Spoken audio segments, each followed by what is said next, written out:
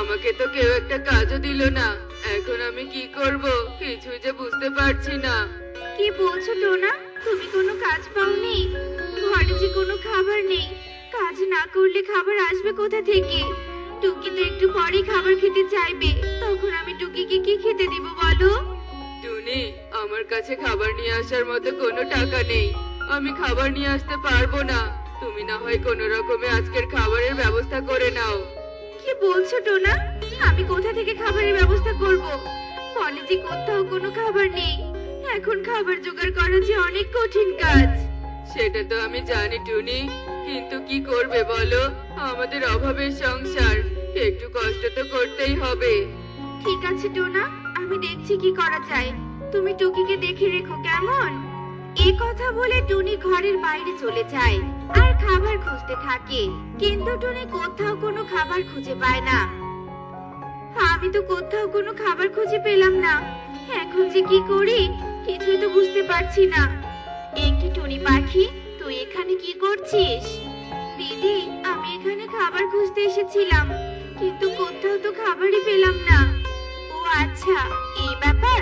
তুই কোনো চিন্তা করিস না টুনি পাখি, আমি তোকে কিছু খাবার দিয়ে দিব। তুই আমার সাথে আমার ঘরে আয়। কি বলছো দিদি? তুমি আমাকে খাবার দিবে? তা কি করে হয়? কেন হয় না টুনি? তুই তো আমার ছোট বোনের মতো। তোরই অভাবের দিনে আমি তোকে একটু সাহায্য করতেই পারি। এখন তুই কথা না বাড়িয়ে আয় দেখি আমার সাথে। এরপর টুনি মালতীর বাড়িতে চলে যায় আর মালতী টুনিকে কিছু ফল ও খাবার দেয়। দিদি, তোমাকে অনেক ধন্যবাদ আমাকে সাহায্য করার জন্য। তোমার এই ঋণ আমি কখনো ভুলবো না দিদি। হয়েছে, আমাকে আর ধন্যবাদ দিতে হবে না। তোর যদি কখনো কোনো সাহায্যের দরকার হয় তবে তুই আমার কাছে আসিস, আমি তোকে সাহায্য করব। আচ্ছা ঠিক আছে দিদি, এবার আমি আসি। এরপর টুনি ফল ও খাবার নিয়ে বাড়িতে চলে আসে আর টোনা টুনিকে বলতে থাকে, টুনি, তুমি এসেছো? আমরা সে কখন থেকে তোমার জন্য অপেক্ষা করছি। আমি ভেবেছিলাম তুমি কোনো খাবার পাওনি বলে তোমার দেরি হচ্ছে, কিন্তু এখন তো দেখছি তুমি অনেক খাবার এনেছো। এত খাবার তুমি কোথায় পেলে টুনি? টোনা, এত খাবার কি আমি জোগাড় করতে পারি বলো? এগুলো তো আমাকে মালতী দিদি দিয়েছে, না হলে তো আমাকে খালি হাতে ঘরে ফিরতে হতো। যাই হোক, এসব কথা বাদ দাও। হ্যাঁ বাবা, এসব কথা এখন বাদ দাও তো। আমার প্রচন্ড খিদে পেয়েছে। মা, তুমি আমাকে খেতে দাও দেখি। আমি আর খিদের জ্বালা সহ্য করতে পারছি না। দাও দাও, খেতে দাও। এরপর টুনি টুকিকে খাবার খেতে দেয় এবং টোনা ও টুনি খাবার খেয়ে নেয়।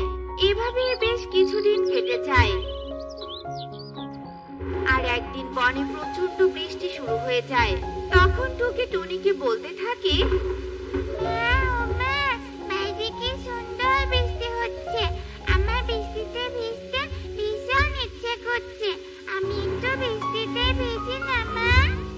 না রে মা, বৃষ্টিতে ভিজে যাবে না। বৃষ্টিতে ভিজলে যে তুই অসুস্থ হয়ে পড়বি। মা, একটু ভিজলে কিছু হবে না। তুমি শুধু শুধু চিন্তা করছো। আমাকে একটু বৃষ্টিতে ভিজতে দাও না মা। তুমি আর না করো না মা।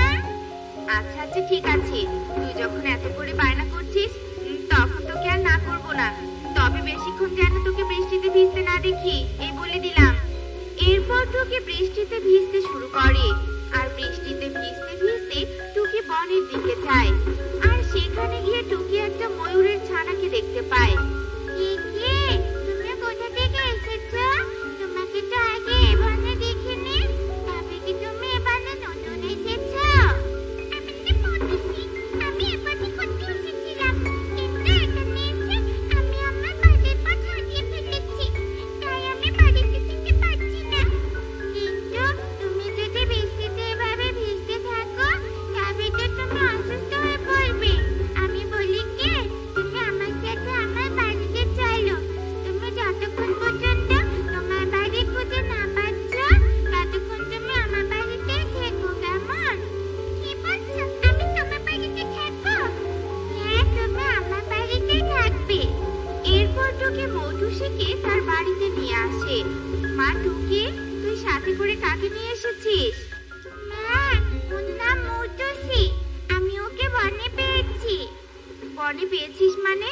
আমাকে সবটা খুলে বল দেখি।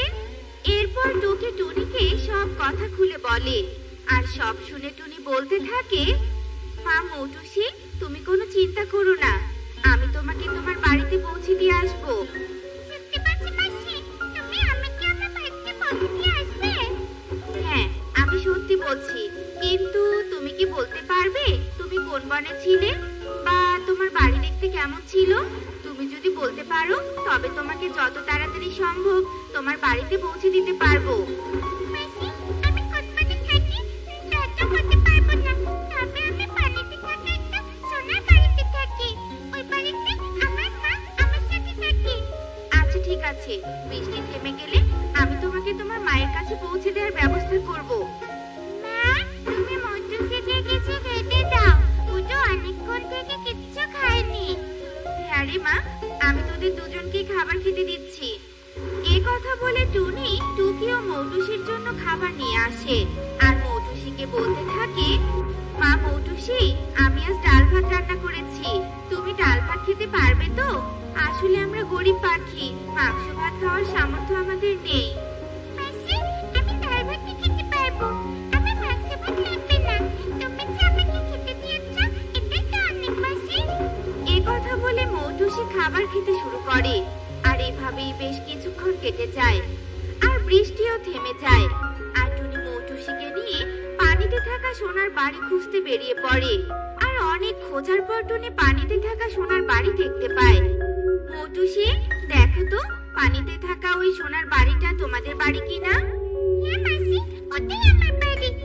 আচ্ছা ঠিক আছে, চলো, আমি তোমাকে ওই সোনার বাড়িতে রেখে আসছি। আচ্ছা ঠিক আছে মাসি, চলো। এরপর টুনি মৌটুসিকে পানিতে থাকা সোনার বাড়িতে নিয়ে যায়। আর টুনি সোনার বাড়িতে প্রবেশ করে অবাক হয়ে যায়, কারণ সোনার বাড়ির ভিতরে সোনা দানা মণিমুক্ত দিয়ে একেবারে ভরা ছিল। তা দেখে টুনি বলতে থাকে, মৌটুসি, তুমি এই বাড়িতে থাকো? এই বাড়িতে তো সোনা দানা দিয়ে ভরা, তোমার তো কোনো কিছুর অভাব নেই দেখছি। হ্যাঁ মাসি, তুমি ঠিকই বলেছো, আমার কোনো কিছুর অভাব নেই। হ্যাঁ ঠিক আছে, এখন তো তুমি তোমার মায়ের কাছে পৌঁছে গেছো, এখন আমি আসি, তুমি ভালো থেকো। মা মৌটুসি, আমি তো তোদের কথা কিছু বুঝতে পারছি না। আমি তোমাকে সবটা খুলে বলছি। এরপর মৌটুসি তার মা ময়ূরীকে সব কথা খুলে বলে। আর সব শুনে ময়ূরী বলতে থাকে, টুনিপা, তোমাকে অনেক ধন্যবাদ আমার মেয়েটাকে আমার কাছে ফিরিয়ে দেওয়ার জন্য। তোমার এই ঋণ আমি কখনো ভুলবো না। ঠিক আছে দিদি, আমাকে আর ধন্যবাদ দিতে হবে না, আমার দেরি হয়ে যাচ্ছে, আমাকে যে এবার ফিরতে হবে। টুনিপা, তুমি আমার এত বড় উপকার করলে, আর আমি তোমাকে খালি হাতে যেতে দিই কি করে বলো? দাও, আমি তোমাকে কিছু স্বর্ণ মুদ্রা এনে দিচ্ছি। আমার কিছু লাগবে না দিদি, আমি তোমার মেয়েকে তোমার কাছে পৌঁছে দিতে পেরেছি, এতে আমি অনেক খুশি। সত্যি তোমার মতো ভালো পাখি আমি আর কখনো দেখিনি। আমার বাড়িতে এত সোনার দানা মণিমুক্ত দিয়ে ভরা, কিন্তু তোমার এসবের প্রতি কোনো লোভ নেই। তোমার এই ব্যবহারে আমি অনেক খুশি হয়েছি, তাই তোমাকে এখান থেকে কিছু স্বর্ণ মুদ্রা নিতেই হবে। এরপর ময়ূরী টুনিকে কিছু স্বর্ণ মুদ্রা দিয়ে দেয়। আর টুনি স্বর্ণ মুদ্রাগুলো নিয়ে বাড়িতে চলে আসে। আর স্বর্ণ মুদ্রা বিক্রি করে টুনি টোনাকে একটা জমি কিনে দেয়। আর সেই জমিতে টোনা সবজি চাষ করে। আর সবজি বিক্রি করে তারা সুখে দিন কাটাতে শুরু করে। দেখলে তো বন্ধুরা, সৎ পথে থাকলে সবাই তাকে ভালোবাসে, তাই আমাদের উচিত সৎ পথে চলা। এমনই সব মজার মজার শিক্ষণীয় টুনি পাখির গল্প পেতে আমাদের পাশে থেকো। আর গল্পটি কেমন হয়েছে তা কমেন্টে জানাতে ভুলো না কিন্তু। Bye bye.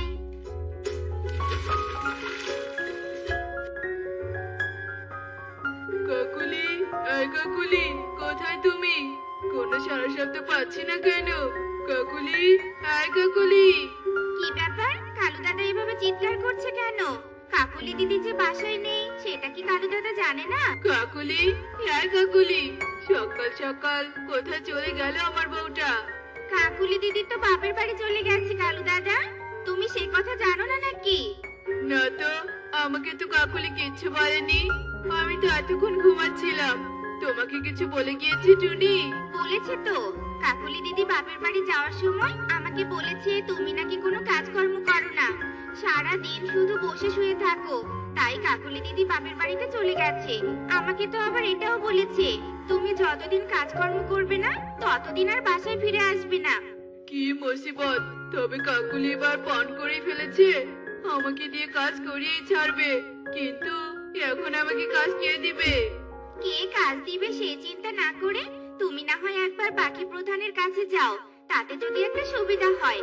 তুমি আর দেরি করো না, বুঝলে? এটাই এখন একমাত্র পথ। তবে যাই দেখি প্রধান মশাইয়ের কাছে। যদিও বা সকালে ঘুম থেকে উঠে চা না খেলে আমার মাথা কাজ করে না। বদমাস বউ বাপের বাড়ি গিয়েছে ভালো কথা, আমার জন্য তো চা আর জলখাবার বানিয়ে রেখে যেতে পারতো। এভাবেই বকবক করতে করতে কালু কাক উড়াল দেয়। আর কাজের চিন্তা করতে করতে কালু কাক পাখি প্রধান ইগলের কাছে যায়। সেখানে টোনাও উপস্থিত ছিল। আপনি তো শুনলেন সবটা প্রধান মশাই, আপনি একটা ব্যবস্থা করুন, নয়তো একদিন আমরা সবাই বিপদে পড়বো। ঠিক আছে টোনা, আমি দেখি কি করা যায়। তবে তুই আমাকে খবরটা দিয়ে বড্ড উপকার করলি। শুধু আপনার জন্য নয় প্রধান মশাই, বনের সব পাখিদের মঙ্গলের কথা চিন্তা করে আমি আপনার কাছে এসেছি। আপনি জলদি একটা ব্যবস্থা করুন। আমি বরং আজ আসি, কেমন? চারদিকে শুধু বিপদ আর বিপদ। কালু, তুই আবার কি খবর নিয়ে এলে শুনি? আমি আমার দুঃখের খবর নিয়ে এলাম প্রধান মশাই। আমার যে একটা কাজ ভীষণ দরকার। কাজের সন্ধানে এসেছিস, ভালোই হলো। তোকে তবে একটা কাজ আমি দিতেই পারবো। শোন কালু, বনে নাকি কিছু চোর রাতের অন্ধকারে গাছ কেটে পাচার করছে। এভাবে যদি গাছ কাটা হয় তবে এই বন তো গাছ শূন্য হয়ে পড়বে, আর আমরা সবাই বিপদে পড়বো। তাই তুই বরং রাতে বন পাহারা দেওয়ার দায়িত্ব নে। রোজ রাতে তুই বন পাহারা দিবি, তার বিনিময়ে আমি তোকে মাসে 3000 টাকা দিব। দুবেলা খাবার আর থাকার জন্য নতুন একটা ঘরও দিব। তাই নাকি? তবে তো মন্দ হয় না। আমি বন পাহারা দেওয়ার কাজ করব প্রধান মশাই। যাক, তুই আমাকে চিন্তা মুক্ত করলি। তবে শোন, তুই কিন্তু ভালোভাবে বন পাহারা দিবি। কেউ যেন কোনোভাবে একটা গাছের ডালও কাটতে না পারে। আর শোন, তাতে যদি সিপাহীদের সাহায্য লাগে তবে তুই বলিস আমাকে। ঠিক আছে প্রধান মশাই, তবে আজ রাত থেকে আমি কাজে লেগে পড়বো। এ কথা বলে কালু কাক খুশি মনে চলে যায় আর মনের আনন্দে উঠতে উঠতে শ্বশুর বাড়িতে যায়। আর কাকুলিকে কাজ পাওয়ার ব্যাপারে সবটা খুলে বলে। কি সত্যি বলছো তুমি? তুমি সত্যি কাজ পেয়েছো? শোনো, তবে কিন্তু একদম আলসেমি করবে না। না না বউ, একটু আলসেমি করবো না। আলসেমি করলে কি আর প্রধান মশাইয়ের কাছে গিয়ে কাজ খুঁজে নেই? এখন আর অভিমান করে থেকো না বউ। চলো, আজ তোমাকে আমি নতুন বাড়িতে নিয়ে যাব। আর পুরাতন বাড়িতে থাকতে হবে না। প্রধান মশাইয়ের দেয়া নতুন বাড়িতে উঠবো। কালুর কথা শুনে কাকুলি কাক খুব খুশি হয় আর কালুর সাথে ফিরে যায়। কালু কাকুলিকে নিয়ে তাদের নতুন বাসায় যায়। আজ কিন্তু একদম আলসেমি করা যাবে না। যে করেই হোক এদিকের গাছগুলো সব কেটে ফেলতে হবে। আমি আলসেমি করি না। আলসেমি করিস তো তোরা। হয়েছে হয়েছে, থাক। এভাবে তর্ক করে আর সময় নষ্ট করিস না তো। জলদি জলদি গাছগুলো কেটে ফেল। তোদের জন্য তো রাতের অন্ধকার বসে থাকবে না। অন্ধকার বসে না থাকলেও আমি কিন্তু ঠিকই বসে আছি। কি ভেবেছিস তোরা? রাতের অন্ধকারে তোরা গাছ কেটে বিক্রি করবি আর কেউ কিছু বুঝতে পারবে না? হে আবার কে রে? বলছি এভাবে আমাদের উপর লাইট না মেরে নিজের চেহারাটা একটু দেখা। কি উদ্দেশ্যে এসেছিস সেটাও একটু শুনি। আরে পাগলা, আমি হলাম কালু কাক, আর আমি পাখি প্রধানের নির্দেশে বনের প্রহরী হিসেবে এসেছি। তোদের ধরিয়ে দেয়া এখন আমার বাঁ হাতের খেল। কি বলতে চাস তুই? তুই কি আমাদেরকে ভয় দেখাতে এসেছিস? না না, তোদের ভয় দেখাতে আসিনি। আমি তো তোদের সাথে একটা চুক্তি করতে এসেছি। তোরা যদি আমার সাথে চুক্তিবদ্ধ হোস তবে আমি তোদের ব্যাপারে পাখি প্রধানকে কিচ্ছু বলবো না। বুঝতে পেরেছি আমি তোর কথা। প্রহরী দায়িত্ব পালন করে টাকা রোজগার করবি, আবার আমাদের নিকট থেকেও টাকা রোজগার করবি, তাই তো? তা বল, তুই কত টাকা চাস? আমি কোনো টাকার অঙ্ক শোনাতে চাই না। আমি চাই তোরা এসব করে যে টাকা রোজগার করবি সেই টাকার 1/3 ভাগ আমাকে দিবি। সুযোগ বুঝে আমাদের রোজগারে ভাগ বসালি তো? তবে আমাদেরও একটা শর্ত আছে। আমরা যত গাছ কাটি না কেন এ ব্যাপারে যেন কেউ কিচ্ছু না জানতে পারে। কেউ কিছু জানবে না। তোরা গাছ কাট, আমি বরং বাসায় গিয়ে একটু ঘুমিয়ে নেই। তবে শোন, সূর্যের আলো বনে পৌঁছানোর আগেই যেন গাছ কাঠ, এমনকি তোদের ছায়াটাও এ বনে না থাকে। কালু কাক পেঁচা, রাজু, টোনা আর কবুতরকে হুঁশিয়ার দিয়ে চলে যায় আর বাসায় গিয়ে ঘুমিয়ে পড়ে। এভাবে রাতের আধারে জমজমাট গাছ কাটা চলতে থাকে আর দিনে দিনে বনের গাছ কমতে থাকে।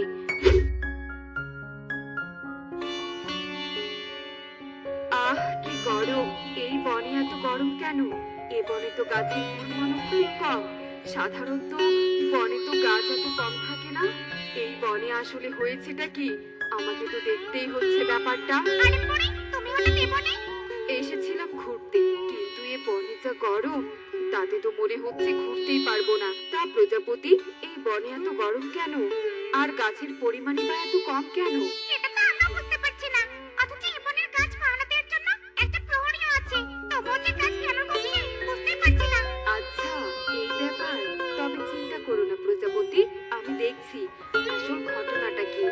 এইসব কথা বলে পড়ি সেখানে একটি বড় আম গাছের ভেতরে লুকিয়ে পড়ে।